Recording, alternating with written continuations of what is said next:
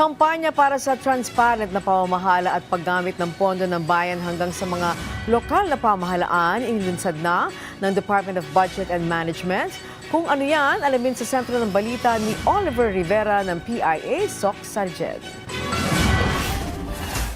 Formal nang inilunsad ng Department of Budget and Management ang OG Pinas Nationwide Advocacy Campaign para sa taong 2026. Ito ay bahagi ng pagsisikap ng pamahalaan na isulong ang bukas at transparent na pamamahala hanggang sa lokal na antas. Marks not only my first OG Pinas as Secretary of the Department of Budget and Management, but also the first OG Pinas National Advocacy Campaign for 2026. Dito kami mag-start sa Sultan Kudarat.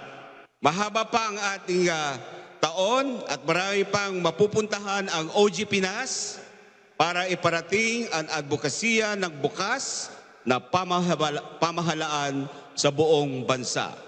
Sa temang OG Pinas Open Government in Action Across the Regions, layo ng kampanya na ipakita kung paano ipinapatupad ang transparency, accountability at pakikilahok ng mamamayan sa mga hakbang ng gobyerno.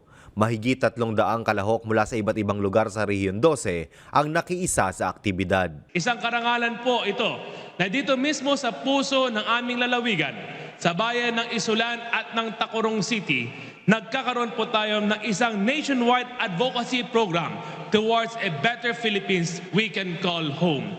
A better Philippines na pwede po natin ipagmalaki saan man sa mundo, a better Philippines for our children and the next generations to come. Inaasahang iikot pa ang OG Pinas sa iba't ibang bahagi ng bansa upang palakasin ang ugnayan ng pamahalaan at mamamayan. Mula sa probinsya ng Sultan Kudarat, para sa Integrated State Media, Oliver Rivera ng Philippine Information Agency.